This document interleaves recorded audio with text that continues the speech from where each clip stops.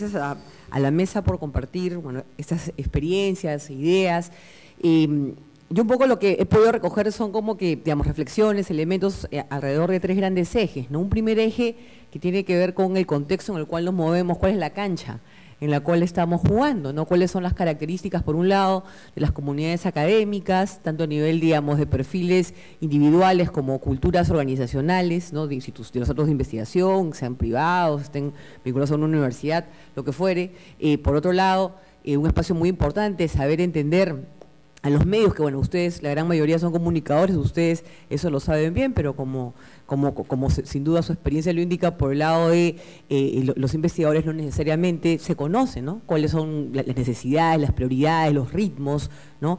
Y los incentivos que se mueven en esos espacios, así como en el sector público, que ahí, bueno, David nos ha dado un acercamiento entre otras audiencias relevantes, ¿no? Entonces, un primer eje, ¿cuál es la cancha en la que nos movemos? Un segundo eje, ¿cuáles son las oportunidades y retos, ¿no?, que enfrentarían los think tanks en el sentido de por dónde, por ejemplo, podemos aprovechar ciertas características del contexto a nuestro favor, ¿no? Y cómo usamos en esos elementos las mismas lecciones aprendidas de la institución o de alguna manera el conocimiento acumulado en otros espacios, ¿no? De ahí, por ejemplo, nuestros invitados han dado una serie de pistas e ideas bien interesantes para pensar o reflexionar, digamos, al nivel de las estrategias, ¿no? Pero un tercer elemento, digamos, del cual no se ha hablado mucho, se sugiere, pero a mí siempre me resulta muy atractivo, es finalmente esto cómo aterriza en decisiones concretas, ¿no? A nivel del mismo diseño y las operaciones institucionales, ¿no? Cómo se traduce en presupuestos, cómo se traduce en tiempos, en prioridades, qué es lo que finalmente permite que estas iniciativas pues no sean flores de un día, no pueden tener cierta continuidad y capacidad de contribuir al logro de los objetivos institucionales, y lo vemos desde el punto de vista de un centro de investigación que lo que quiere es posicionarse mejor en el entorno, fortalecer sus nexos, y bueno, finalmente algo que, como ustedes saben, es muy importante para los centros de investigación, es esta idea de influir, incidir, participar, en fin. Ese es un debate cuya terminología es bien, digamos, bien sensible, pero finalmente lo que se quiere es hacer pues que la investigación no quede en gabinete, sino que sea relevante, sea usada y que llegue a las audiencias y tomadores de decisiones, digamos, más importantes, ¿no? Entonces, poco para, digamos, hacerles un resumen bastante injusto de todas las cosas interesantes que han dicho nuestros invitados. Y ahora lo que quisiera proponerles es lo siguiente. Vamos a pasar a las preguntas, pero ¿qué les parece si lo hacemos en rondas, ¿no? Podemos hacer una primera ronda, recogemos unas 2, 3, 4 inquietudes y de ahí hacemos una ronda acá con el panel y podemos hacer eso una vez más si es que nos da el tiempo, porque tenemos hasta las 2:30, ¿sí? A no ser que alguien tenga una pregunta súper puntual, y si es así y la quiere dirigir a alguien, pues con todo gusto, ¿no? No hay ningún inconveniente por eso. Entonces, la palabra es de ustedes. ¿Quién quisiera empezar? ¿O comentario también? No tiene que ser necesariamente una pregunta, pues una reacción.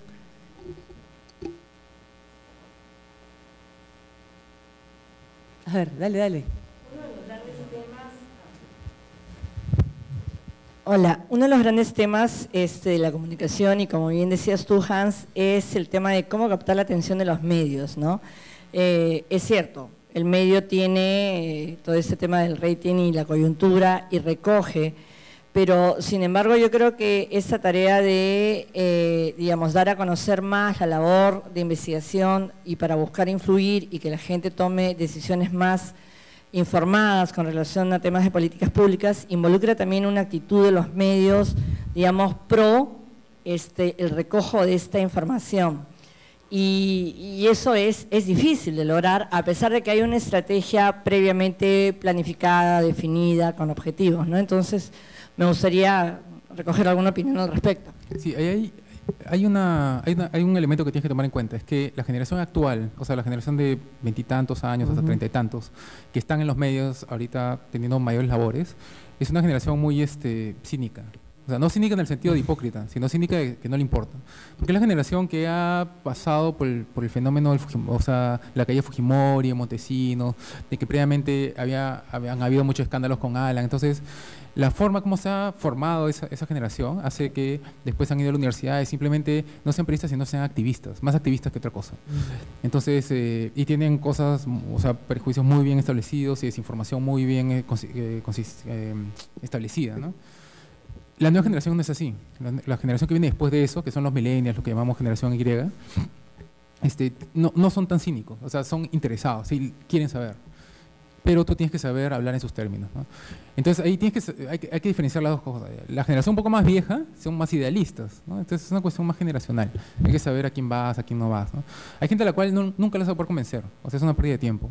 Entonces ya tú tienes que también saber a quién vas y con quién estás perdiendo el tiempo, o sea, con quién simplemente no le da la gana de entender porque tiene esa orientación y porque trabaja en ese medio donde tienen esa posición y, en fin, por gusto te cansas, ¿no?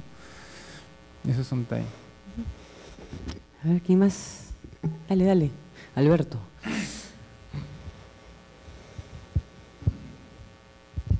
Gracias. Sí, bueno, yo quería hacerle una pregunta en general a todo el panel en línea con lo último que estás diciendo, Norma, en relación a, digamos, cómo esto se hace más sostenible, pero también cómo, me pregunto yo, si ustedes tienen alguna experiencia o conocimiento sobre formas de medir este impacto, ¿no? Que pueda traducir, o sea, que todas estas acciones de comunicación, tanto desde las redes sociales, desde el mundo digital, digamos, ¿no? El trabajo con medios de comunicación, el trabajo con diferentes públicos, ¿no? Cómo esto se traduce, digamos, tiene un impacto real, ¿no? No solo en la toma de decisiones, sino también en la generación de discursos, ¿no? de olas de opinión, digámoslo así, de corrientes de opinión. No sé si podrían ilustrarnos un poco en relación a eso, ¿no? ¿Alguien más tiene una pregunta así también en general para el panel? Sí, dale. Virginia.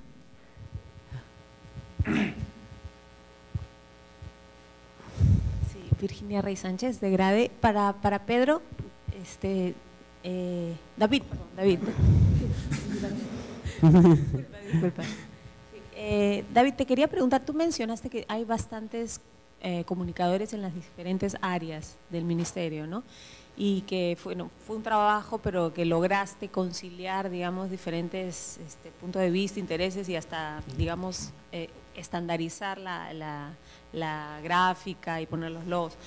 ¿Cómo lograste todo eso? ¿Cuántos son los comunicadores del ministerio? ¿Tuviste un respaldo institucional desde el despacho? ¿Cómo? No sé, me parece que sería interesante que cuentes tu experiencia desde dentro, ¿no? En una cosa así como un ministerio que me parece que debe ser un monstruo, ¿no? En el buen sentido de la palabra, por el tamaño y la complejidad, ¿no? Liliana. Alberto Mori es del IEP, Virginia es del Proyecto Unidos del Milenio, Liliana es del CIES.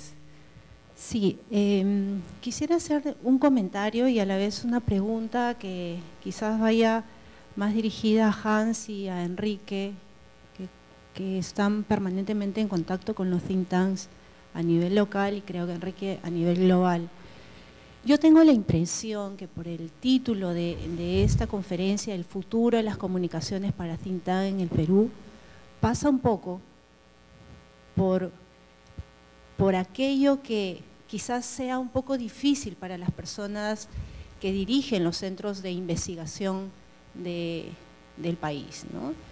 Que por lo general están sobre los 50 años hacia arriba de edad, y yo creo que tendrían que pasar, digamos, por un curso acelerado de cómo están funcionando las comunicaciones hoy en día. Hoy en día los medios de comunicación ya no aceptan notas de prensa. Las notas de prensa tradicionales, digamos, en Lima, no son como los tradicionales que hacíamos hace 2, 3 años atrás, ¿no? El año pasado, nada más. En cambio, en regiones la cosa sí es distinta, funciona de manera a la antigua, pero en Lima es otra cosa. estamos corriendo, estamos acelerando. Y digo que este curso acelerado no solamente es para los que dirigen los centros de investigación, sino para todo el equipo, porque ahora mismo Enrique nos está diciendo, por favor, tuiteennos porque nuestro, ¿cómo se llama esta cosa? Tu hashtag, queremos hacer tendencia y de repente no sabemos qué cosa es tendencia. Yo sé de tendencia hace 3 o 4 meses porque recibí un curso de esto, de cómo marketear mi página web y la información de lo que yo estoy generando en la gente, ¿no? Ahora los chicos y los equipos de los centros, los equipos de los investigadores están mixturados con chibolos que están pensando en el iPad y que están conociendo la información y que es famoso solamente para 2 o 3 minutos o para la hora. Ya no es noticia del día, no existe noticia del día, es la noticia del momento, ¿no? Entonces, un poco para Enrique y un poco para Hans, ¿cuál es la mejor recomendación? ¿Cómo dirigirnos a nuestros directores y decir, oye, estamos quedándonos atrás, ¿no? Bien, entonces empezamos desde David y venimos así para que todos puedan participar. Gracias por las preguntas, muy interesante. Listo, muchas gracias. La primera pregunta general, que es cómo medir el impacto, es muy interesante, ¿no? Porque para medir el impacto tenemos que tomar en cuenta varias cosas. Primero las métricas, ¿no? Y explicar bien de qué tratan estas métricas, ¿no? Se trata de personas, se trata de gente que lo vio, gente que interactuó, gente que comentó, ¿de qué se trata, no? Pero para esto, primero tienes que lograr dar a conocer bien tu tema, ¿no? Difundirlo hasta el hartazgo, por todos lados y con todo el personal. Los primeros que tienen que ser tus seguidores son tu equipo, ¿no? Ellos tienen que compartirte, que preguntarte, que ser los más curiosos por lo que tú haces, porque tú has logrado influir primero en los más cercanos. Y de ahí debes ir irradiando eso, ¿no? Esto va a llegar al director, eso va a llegar a enterarse, digamos, la alta dirección o la jefatura de la dirección. Y lo más importante para un tomador de decisión no es solamente haber hecho este trabajo, sino ya la consecuencia final y más importante, que es cómo se traduce en dinero, cómo se traduce en ganancias o en ahorro de costos para la institución, ahorro de costos y gran efectividad de la llegada del mensaje, ¿no? Esa es la clave. Si tú logras demostrar de que en cualquier empresa ustedes pueden saber, ¿no? Que si tú le llevas esa solución al jefe de la empresa, por decir, inmediatamente va a invertir en eso, ¿no? Eso me conviene, entonces voy por acá. Es igual, en una institución o en un centro de investigación, siempre todos tenemos que ver con el tema del presupuesto. Entonces, ahí es donde está el gancho, ¿no? Así se puede medir. Y ahora, con respecto a las corrientes de opinión, también para complementar la respuesta, es importante también hacer las relaciones públicas a través de las redes sociales.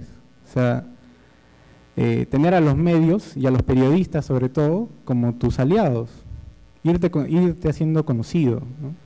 Compartiendo la información que tienes, ¿no? Si ves que tienes un tema que puede interesar a cierto medio porque tiene determinada línea o hay una sección específica que te interesa, o conoces a un periodista de ese medio que habla de tales y tales temas, ¿no? Educación, ecología, a él lo tienes que tener ahí, ¿no? Y tienes que hablarle, no solamente debes quedarte en que compartí, lo mencioné en el Twitter y me respondió o me mandó un mensaje directo y yo también le contesté y somos felices.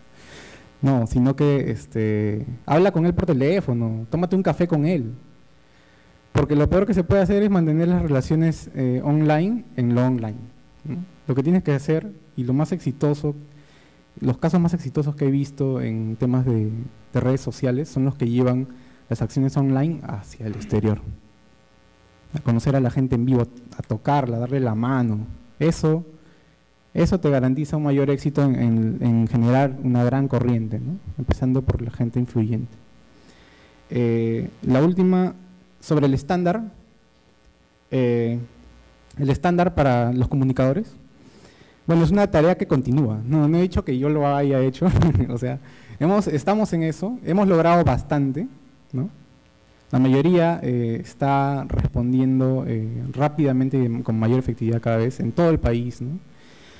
Y me faltó mencionar algo muy importante, que es que también se usan las redes sociales para... Hemos constituido un grupo online, ¿no?, que se llama la Red de Comunicadores por la Educación, que es un grupo de Facebook. Y a través de ese grupo de Facebook compartimos información, ¿no?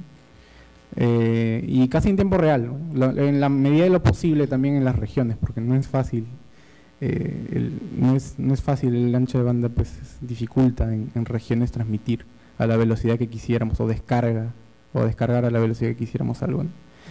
Pero sí logramos bastante a través de este grupo de Facebook. O sea, nosotros mismos usamos lo que propugnamos, ¿no? Eso también es una medida importante que se debe adoptar. Y algo más que quería apuntar, ya para terminar, sobre los chibolos, digamos, los jovencitos, ¿no?, que integran los equipos de social media. Puede ser importante tener nativos digitales dentro de un equipo, ¿no? Hace poco leí el caso que salió en Gestión sobre el Jockey, ¿no?, el Jockey Plaza, que alcanzó el 1.000.000 de seguidores, ¿no? ¿Cómo hizo el Jockey para alcanzar el 1.000.000 de seguidores? Entre una de las estrategias que, dicho sea de paso, lo principal, lo más importante que yo vi fue que todas sus campañas publicitarias están alineadas absolutamente con todo lo online, que es un gran desafío, ¿no? Articular el tema comunicacional es el gran desafío, ¿no?, cuando tienes una gran estructura. Justamente por eso también es todo un reto eso, ¿no?, de unir el mensaje. Habían equipos de jovencitos, pero estos equipos de jovencitos tienen que ser guiados por alguien experto, ¿no? Alguien experto te puede revisar la velocidad con la que pueden lograr cosas, la capacidad imaginativa que tienen, ¿no? Es enorme, ¿no?, pero muchas veces puede ser desbordada y puede llevar a un error o a cometer una falta, que es algo que tenemos que cuidar mucho, ¿no? Eso nada más. Gracias, David. A ver, para responder uno por uno.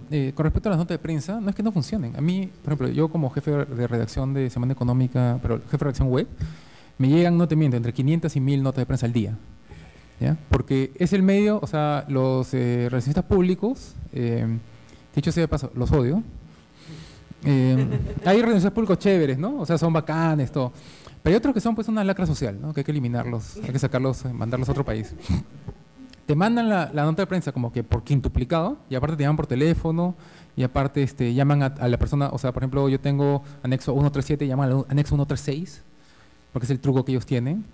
Y sí, pásame con Hans. Entonces yo estoy trabajando y me pasan, sí, Hans para ti. Y otra vez el pata con que acabo de hablar. Entonces, son una lacra, son una lacra. Y su objetivo es meter la nota en tu publicación a como el lugar, ¿no? Entonces, como eso se ha proliferado, y hay muchas empresas que necesitan salir en prensa como el lugar, hay un montón de agencias de relaciones públicas que son pues, deplorables, ¿no? Manejan unos presupuestos increíbles, entonces tienen la capacidad pues de meterse hasta no sé, pues, en la sopa, te la parece, ¿no? Hay otras agencias de relaciones públicas que son chéveres, o sea que sí te consideran tu tiempo, y con la cual, como dice David, mantienen una relación de amistad contigo, ¿no? O sea, te llama y te dice, oye, mira, no te voy a hacer perder el tiempo porque yo sé que esto te interesa, ¿no? Entonces, como tú ya sabes, ya lo conoces a esa persona, dices, ah, ya, ok, le voy a dar atención, ¿no? Pero eso es una labor, pues, old school, pues, o sea, tienes que, así como le enseñaron pues a la persona de 50, 60 años, que tú tienes que mantener una relación con los periodistas de cierta manera y tener una lista de periodistas y con este me llevo bien, con este no, como decía ella, eso es básicamente lo que tienes que hacer, es una chamba de hormiga. Entonces, cuando llega el recurso del emailing, hace pues no sé, que 10, 20 años, se volvieron locos y empezaron a mandar mails pues hasta por gusto. Y es algo que ¿cómo se llama?, que hay que cuidar, ¿no? Así también cuando, por ejemplo, el IPE, ¿no?, donde yo trabajé una época. El IPE tuvo una época el comentario diario, que era un mail que mandaban, era un mailing, un comentario, como una columna de opinión que mandaban por correo electrónico, todos los días.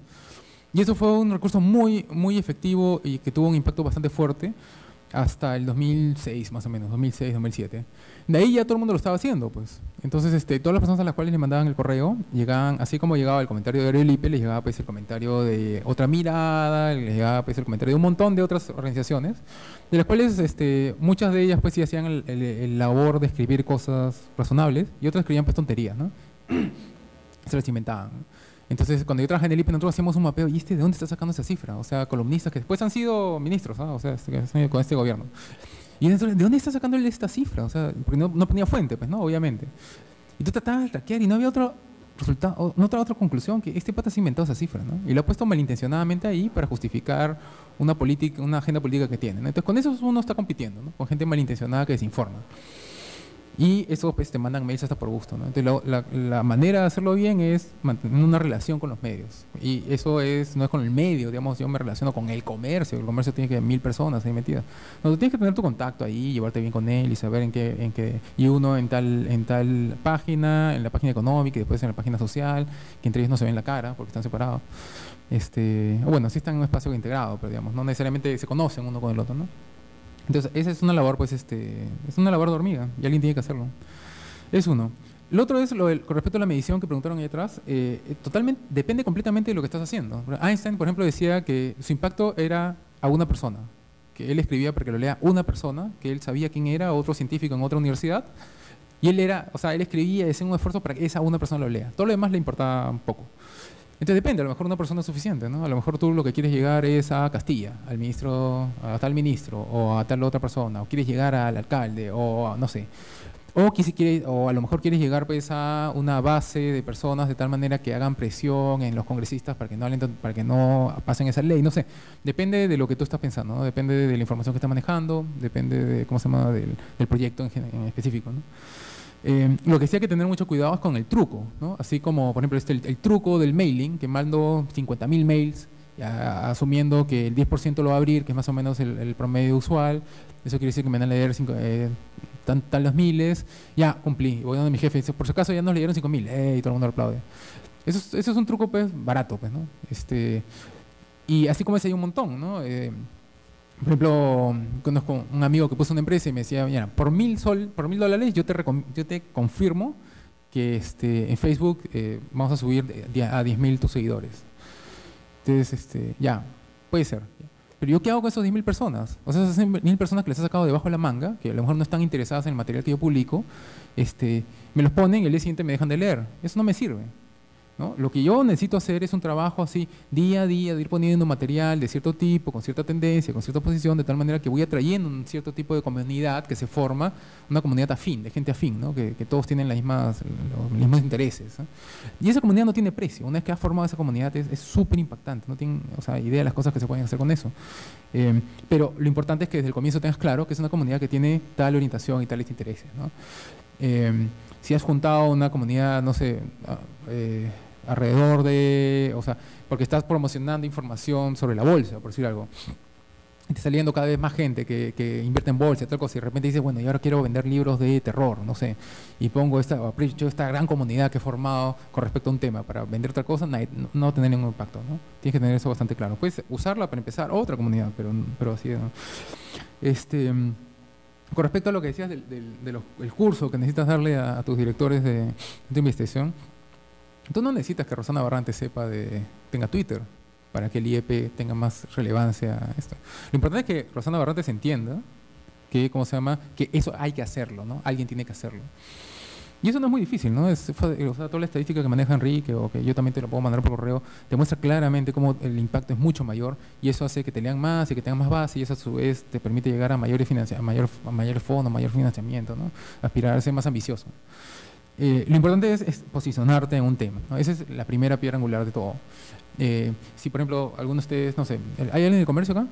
Comercio, gestión, no sé. Tú, por ejemplo, ¿de qué medio eres? ¿Tú?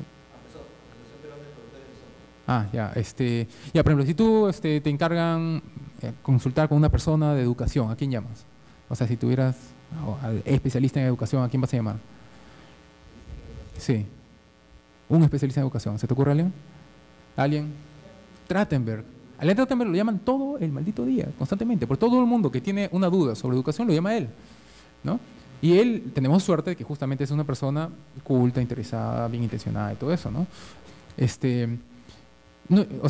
No llama pues al ministerio, Leon Trachtenberg a veces coincide con el ministerio, a veces no coincide, ¿no? Pero Leon Trachtenberg se ha posicionado por alguna u otra manera como el que sabe de educación. ¿no? Y eso no tiene precio. O sea, si tú quieres promocionar una agenda de educación, tienes que tener a Trachtenberg más o menos de tu lado, ¿no? O explicarle las cosas, no sé si me explico, ¿no? Eso es. O sea, es el posicionamiento por el tema. Ahora, si Trachtenberg aparte, o por ejemplo, como Pablo Seca, que lo mencionaba hace un rato, él lo llamas para que te hable de bono o reforma agraria, porque es una persona que sabe mucho cómo eso y, en fin, ha publicado al respecto. Entonces, hay mucha gente que lo llama para eso. Pero también lo llaman para que hable de políticas públicas, y también lo llaman para que hable sobre la municipalidad. Es una sola persona que se ha posicionado con bastantes temas. Eso también funciona, ¿no? Pero es un trabajo, pues, de día a día, ¿no? No hay truco, tienes que avanzar de a poco, ¿no?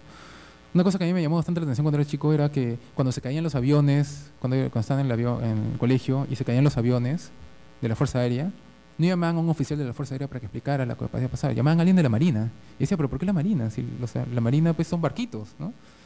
La Fuerza Aérea son aviones. Lo que pasa es que la prensa no confiaba pues, en los oficiales de la Fuerza Aérea. Perdón, claro, la prensa no confiaba en los oficiales de la Fuerza Aérea, entonces llamaba mejor a los pilotos que tenían la Marina en su staff. Y esos eran más creíbles que la Fuerza Aérea. Entonces, hay algo bastante extraño que está sucediendo, pero habían hecho el esfuerzo en posicionarse en ese aspecto, ¿no?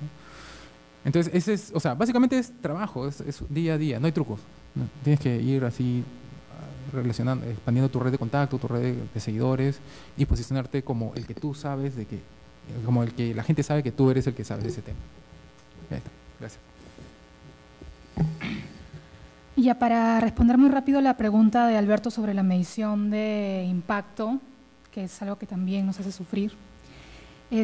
Bueno, sí, por un lado tienes un montón de indicadores y un montón de softwares que te sacan números que pueden llamar la atención, pero por otro lado te preguntas si acaso nuestro estudio realmente impactó, influyó en una política pública, en una ley, en una norma, o sea, lo hizo, por cuánto tiempo lo hizo o no lo hizo. Esos temas más cualitativos todavía los estamos planeando cómo sacarlos, ¿no? Por ahí estamos intentando relatos de impacto, entrevistas a profundidad, porque sí, ¿no? O sea, hasta ahora son más números, pero lo cualitativo, el impacto final, no tanto la visibilidad inmediata, sino el impacto final, es algo que también estamos craneando aún, ¿no? Creo que tú también debes estar en esos sufrimientos.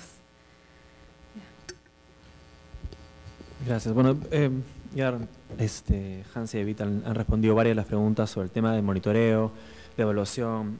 También, Paula, no voy a decir eso, pero sí resaltar lo que dijo Hans varias veces, el trabajo de hormiga, ¿no? Y no hay trucos.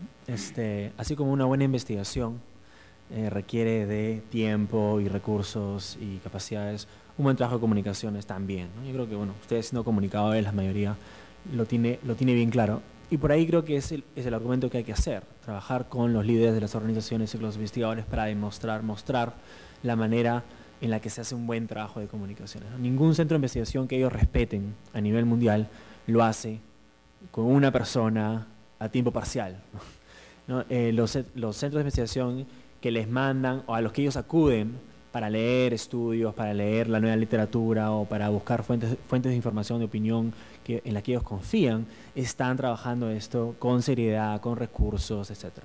No con un presupuesto mayor que el de las investigaciones que hacen, pero con un presupuesto adecuado y con el staff adecuado. Entonces parte de la idea de este evento y de futuros eventos que buscamos organizar es que ese mensaje se vaya repitiendo, como dijo Hans, ¿no? Repetirlo y repetirlo y repetirlo y generar un poquito más de conversación, una red, un grupo de personas que estén trabajando en ese tema, una comunidad que esté repitiendo el mismo mensaje para que se den esos cambios que se buscan, ¿no?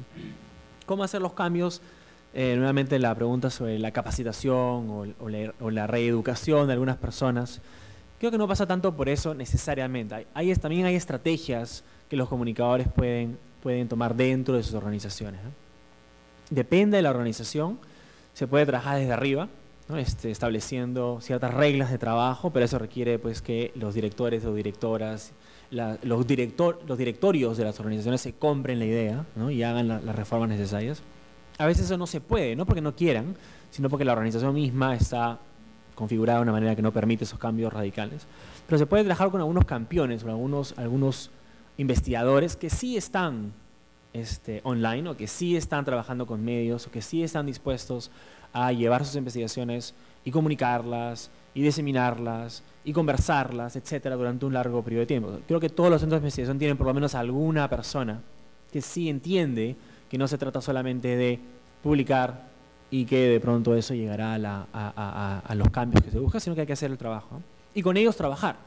Y eso de alguna manera va a generar interés de los demás, porque van a ver su mejor posicionamiento, la mayor facilidad de conseguir fondos, etcétera, ¿no? Todo lo que ya han mencionado ellos, ¿no? Entonces, esa es otra manera en la que los comunicadores y los equipos de comunicación pueden trabajar.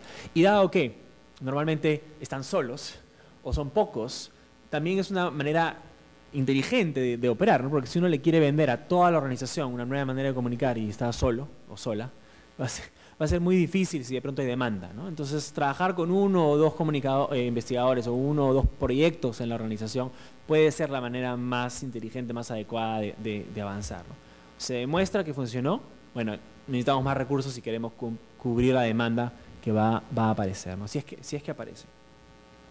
Otro punto importante, y ahí acabo con eso del tema del impacto, que sí me parece importante, es que no siempre hay que pensar en el impacto final. O sea, no siempre hay que pensar bueno, ni siquiera en el impacto final.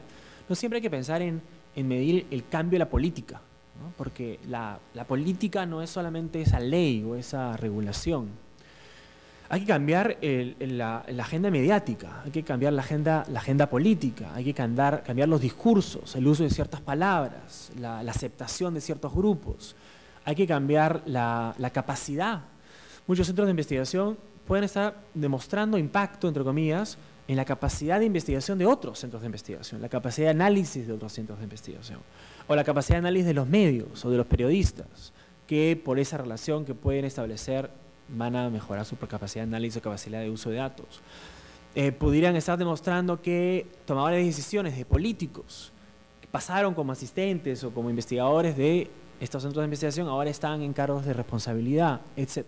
Hay un montón de otras funciones que cumplen los centros de investigación. Debate, generar espacios de debate para tocar temas que a veces no se tocan en público, que se pueden tocar en privado, etc. Entonces, no solamente intentar vender el impacto sobre la ley o sobre la regulación, sino comunicar mejor las otras formas de contribución, las otras maneras de contribución, las otras maneras en las que los think tanks pueden contribuir a la sociedad, las otras maneras en las que los centros de investigación pueden contribuir a la sociedad, a la economía, a la política. Eso creo que va a ser más fácil inclusive que intentar decir, bueno, la política tal la cambió este centro y esta investigación. Ese es bien difícil, ¿no? Porque hay otras personas que seguramente tienen más poder que los centros de investigación cuando se trata de cambiar una política, una legislación, ¿no?